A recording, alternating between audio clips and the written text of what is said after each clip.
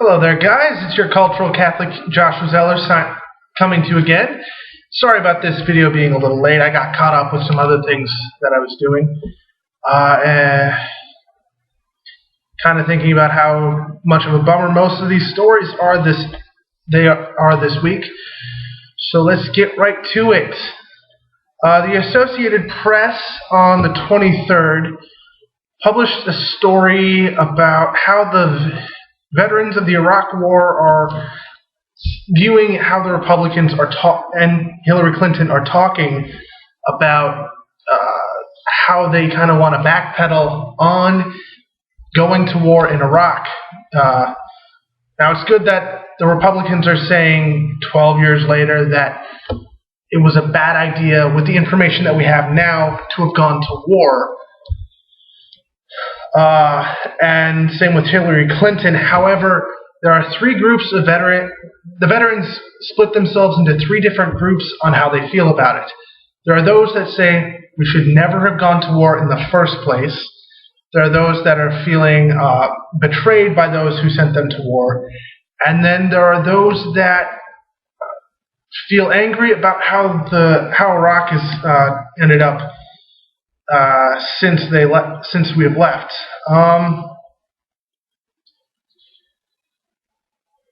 One veteran, Aaron Hind, says that who became very big in the anti-war movement in 2004 after he left the army, said that the questions that are being asked are legitimate, and he says that the only legitimate answer is an unequivocal no.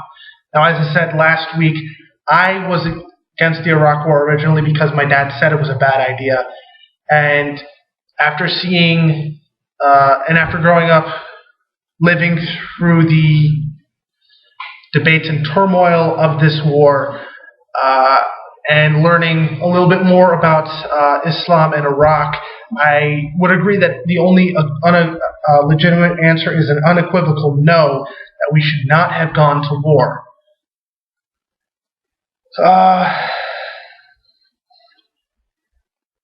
There were other veterans.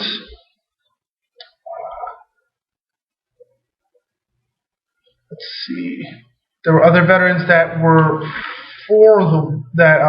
even in hindsight, despite the fact that there were no WMDs, that actually even in hindsight are for the war.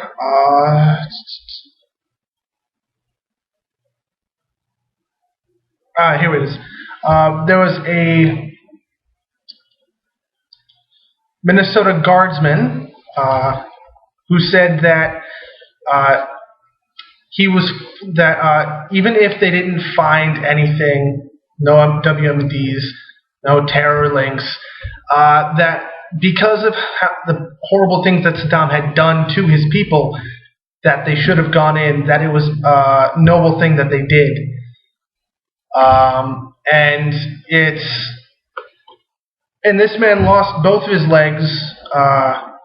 He sacrificed a lot for this country, which I have the greatest respect for. Anyone who willingly says, I will go and fight for my country, they deserve the utmost respect, no matter what their politics are.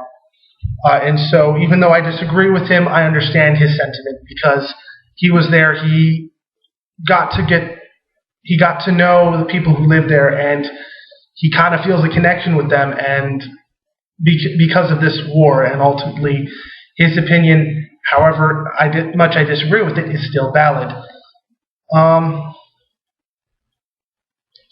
And there's some in his camp, like a former army medic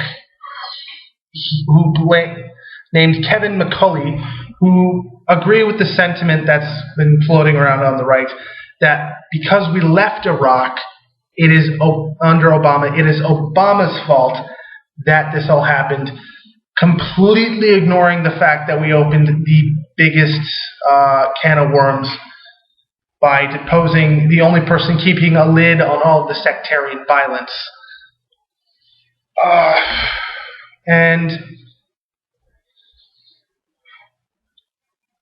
there was a general that they interviewed who said that asking these hypothetical questions about if knowing what we know now would you have gone to war, he said that and I quote, "What are your criteria for putting young Americans in harm's way? What lessons learned did you take away from Iraq and Afghanistan? Then you're getting into the mind of a future commander-in-chief." By going with this, by being asked these questions, what he's saying is trying to understand what these people think, how these people who want to become president and ultimately commander-in-chief of our armed forces, what would it take for you to send them to war? And if you can give us, and I say if you can give us a legitimate answer, like you can give us, these people are a clear and present threat. This is what I think, and I'm sure this is what a lot of other people think. If you're a clear and present threat to America, America itself, our soil, if there's a massive possibility that you will attack us, then we should go to war. That should be the only reason. The last time we went with that reason was in World War II when Japan attacked us, and we had legitimate fears that the Germans could attack us. However horrible that war was, and however horrible every single war was before and after, that was the last legitimate war that the United States actually fought, and we need to go back to that standard. Otherwise, we'll be continued. If we continue the wars we have right now, we will be continued to be viewed by the world as a whole as bullies. And on the note of being viewed as bullies, a few days ago, the Foreign Policy did a very good piece on how the Iraqis are viewing ISIS in connection to the American military. A lot of these militias, as have been stated before, as I've stated before, are Shia, and they tend to be backed and trained by Iranian forces like Al-Quds, which is a very... It's kind of like the Iranian version of the Green Berets, where they're trained to go in, integrate with the local population, train them in how to conduct a war, more like an insurgency, actually. So they're basically Iran's Green Berets. And a lot of the Shia forces that are being trained by these guys believe that the Islamic State is being backed by the United States. That may seem a little weird, but it actually kind of makes sense, however completely false it would be. They argue that the United States is backing the Islamic State because it would give us a reason to go back. Now, we left in 2011 because we could not get a status of forces agreement, which basically said the Iraqis will allow us to stay there in bases that we set up, as long as we don't have to go by their legal system. And the previous minister, Nouri al-Maliki, did not sign that, and we agreed to get out of Iraq by the end of 2011, which we did, largely. We left, which we did completely, actually. And then a few years later, ISIS comes rolling in, and then we sent back special operations soldiers to train the Iraqi military, to help train the Shia militias, to try to get them able to fight against ISIS. And a lot of these guys that we're training, actually in conjunction with the Al-Quds force, are viewing us as a threat and ultimately believe that we're backing up the guys that we are both fighting at the same time.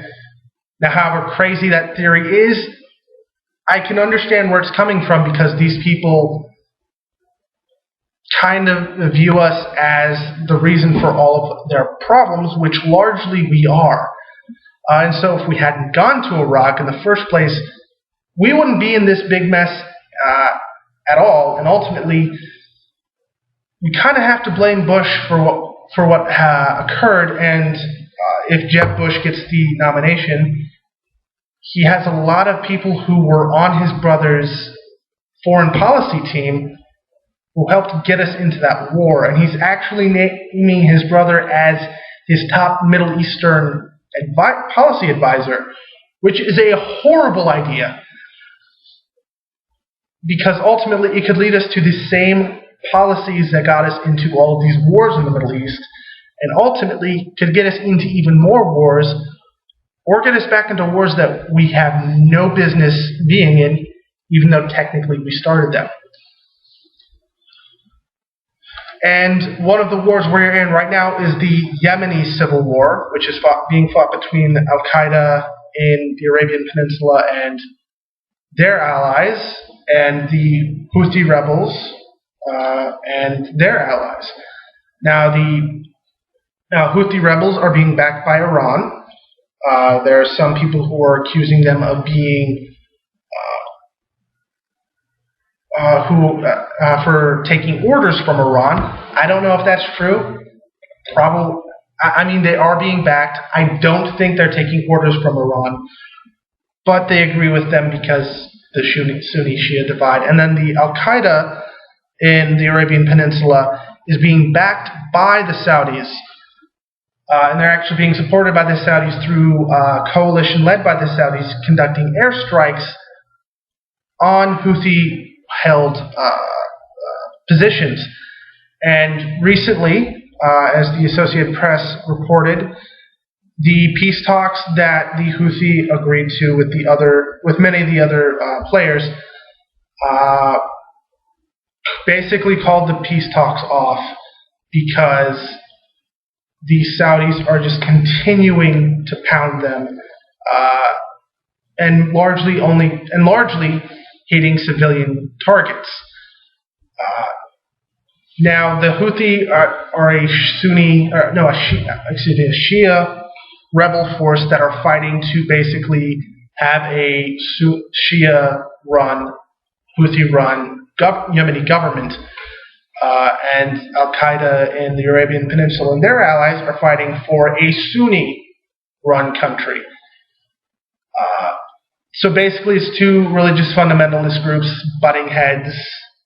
And the leader of the Houthi movement actually wanted these peace talks to go through because he believes that the only way to end this conflict is through peace. And as Kyle Kalinske pointed out on his show on Secular Talks a few days ago, the only way to actually deal with the problem is to split up Yemen into a Sunni country and a Shia country, because originally up until the early 90s, Yemen was actually two separate countries. Now, granted, one was extremely impoverished and the other one wasn't. And that is a huge problem. But really the only way to fix this broken country we call Yemen, it's only possible if it's broken up into two separate countries. And that way the Sunni don't oppress the Shia and if they're in power, and then the Shia, if they're in power, don't oppress the Sunni. Now, I'm not sure that's exactly what the Houthi would do. I know for sure that's what Al-Qaeda in the Arabian Peninsula would do. But just to make sure it doesn't happen that way either way, we probably should have the Arabian Peninsula and Yemen for sure would probably be in a much better place if they were two separate countries. And speaking of separation, since the Conservative Party won a resounding electoral victory a couple of weeks ago in the UK, the threats of them breaking away from the European Union have gotten even stronger. And in a recent speech, Queen Elizabeth stated that there will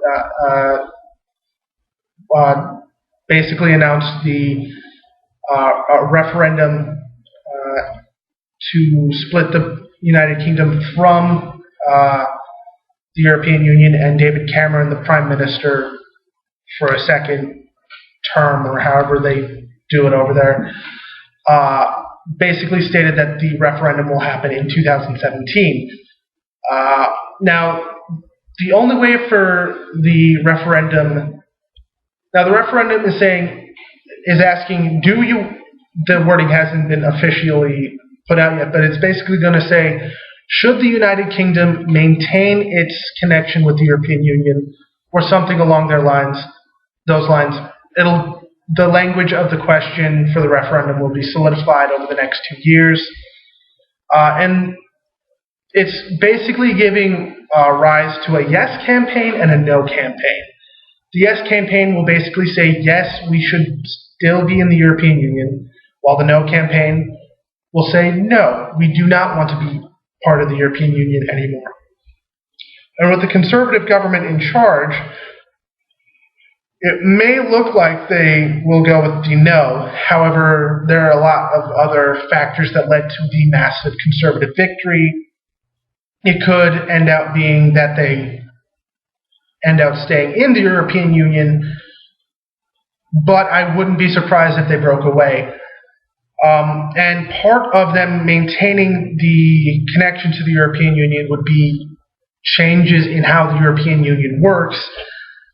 And I have a feeling this could lead to much stricter regulations on immigration, which a lot of people in the UK are worried about. And I completely understand that.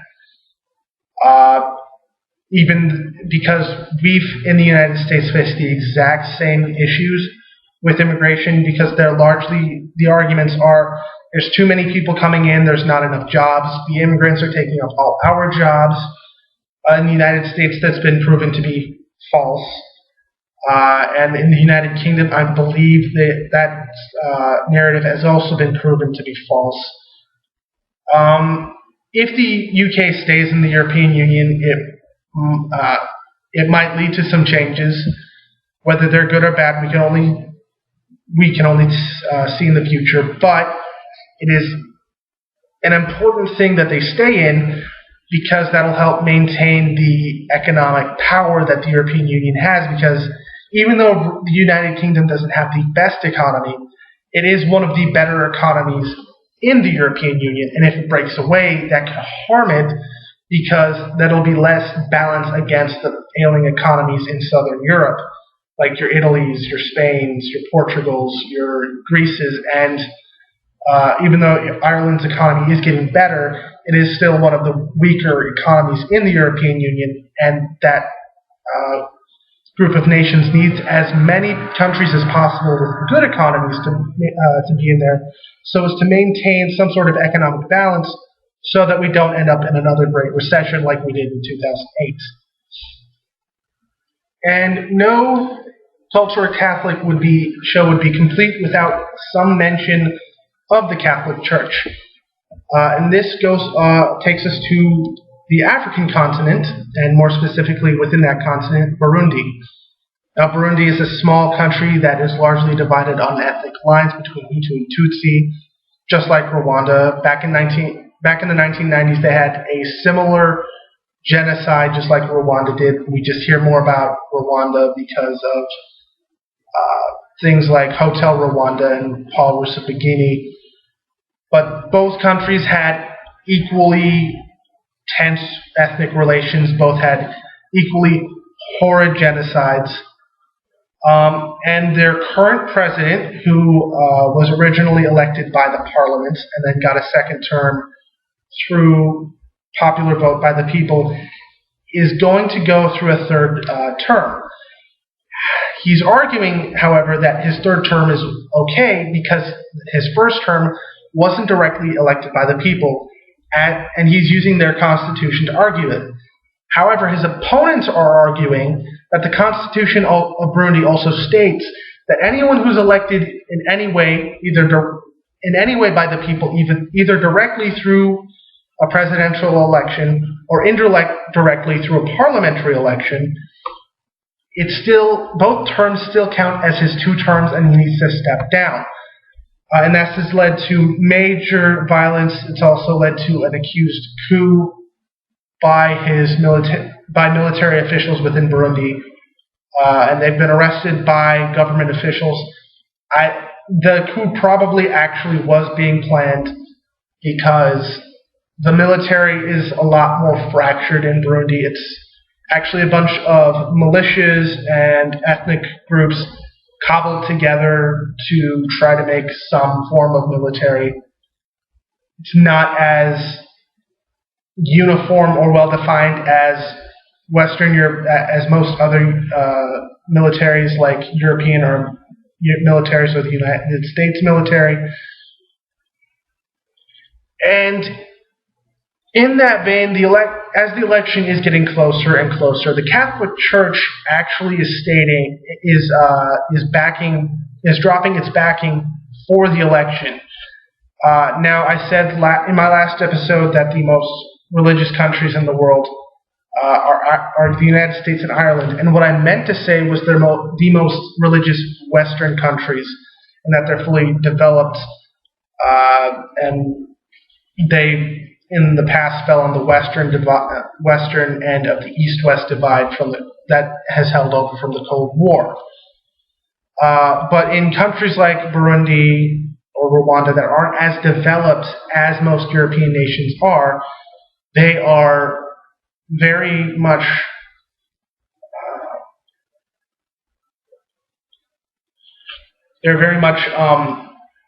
swayed by religion or influenced by religion. And so the Catholic Church has a lot of power within Burundi, and actually several priests are, as Al Jazeera reported, serve on electoral commissions throughout the entire country. And the bishop of Burundi called for these priests to step down from their positions on these electoral councils. And actually, Bishop Gervais, I'm probably going to butcher this, but Bashimiyubosa went on the radio in Burundi and stated in a statement, quote, the church cannot endorse an election riddled with shortcomings, and that he did tell people to vote unless they were, quote, stressed by threat or intimidation, or because they have been bought in one way or another, because he believes it is, quote, in the eyes of God, slavery to evil. Now what he's saying basically is that the church doesn't support what's going on because there's violence, there's horrible things going on, which there are riots and battles between the supporters of the current president of Burundi, President Pierre, I'm definitely going to butcher this, Nkurunziza, and his opposition, and supporters of his opposition. But basically what Bishop Bishimiyubusa is saying, that even though there are horrible things happening and the church is not going to back this, we want you to go out and vote. We want you to exercise your right as citizens in a democracy to vote and try to get the opposition leader into power. Now, this may not work. The current president may pull a Putin and basically rig the elections in his favor. That does sometimes tend to happen in undeveloped countries that are going through issues like Burundi is currently going through. Hopefully the opposition does win. Hopefully it doesn't plunge it into a civil war. Hopefully this doesn't plunge Burundi into a civil war like Al Jazeera reported that could happen, which Burundi does not cannot afford, because they recently, as of 10 years ago, ended a 13-year civil war. And if after 11 years they go back into a civil war, it will just destabilize the country even more and make it even harder for it to develop so as to become an important member in world society. In speaking of developments, earlier this week, Senator Bernie Sanders of Vermont, the only self-proclaimed socialist in the United States Senate, declared his candidacy for president, and as a kind of and as a democratic socialist, I fully endorse Bernie Sanders. I actually signed up to volunteer for him. Don't know how my parents are going to feel about that, because I still live with them, and this show is recorded in my dorm room for now. But I completely support him. He's actually hoping to attract, as the Christian Science Monitor reports, an army of left-leaning Democrats who aren't happy with Hillary Clinton's past coziness with Wall Street and her Senate vote to authorize the Iraq War. I should have said quote, but end quote. I'm going to add that they're probably also not wanting another dynasty, because we just had the Bushes. We don't want to. Not only do we not want another Republican so relatively soon after this economic collapse and these long wars, we also don't want another dynasty through Jeb Bush. But conversely, we also don't want another dynasty on the Democratic side through Hillary Clinton. Although she is very, very cozy with the corporate interests in the United States, just like Wall Street. And even though she had faulty information, she was pushed by the Bush administration to vote for it. She also helped authorize the Iraq War. And Bernie Sanders is going to try to work off of the increasing liberal identity of the United States. The Christian Science Monitor reported that currently 24% of American adults actively identify as liberal, as Gallup reported in January, which is dramatically up from 1992, from 1992. And just 17% you would describe themselves as that. However, Pew went through the same thing, went through a similar way to try to measure how many liberals there are in the country, but they used values but didn't attach them to the idea of conservatism or liberalism, and found that 34% of voters consistently, and I quote, consistently or mostly supported values which were inherently liberal, meaning that Bernie Sanders, if he's able to fight off Hillary Clinton, will get at least 34% of the vote. Now that may seem insignificant, but that's already a good stepping stone for him, and he'd only need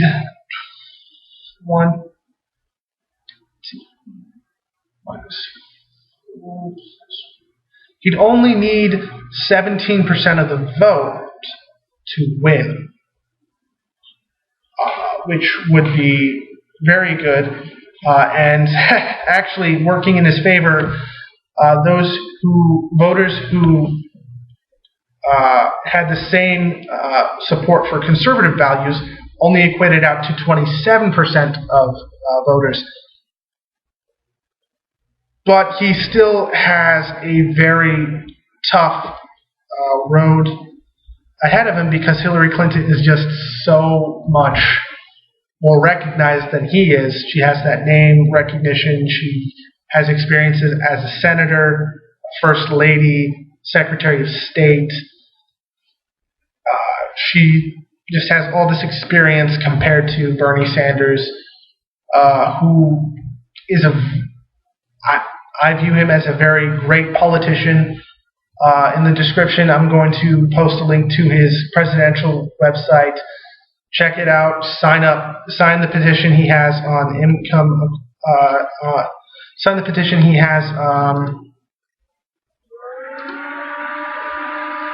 on breaking up the big banks. Volunteer for his campaign.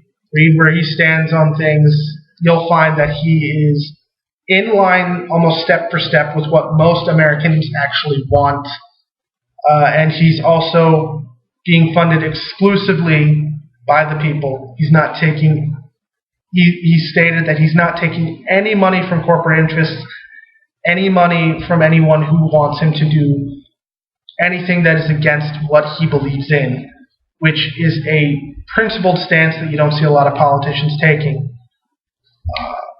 And with that, I have nothing else to report on.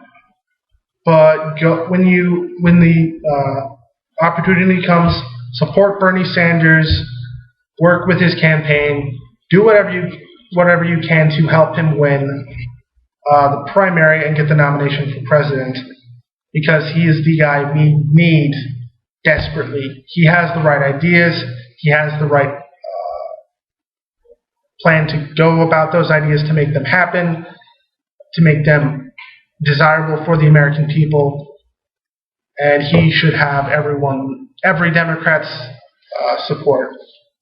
I'm Josh, and that's it for today. I am Josh Wazeller, your cultural Catholic, signing off.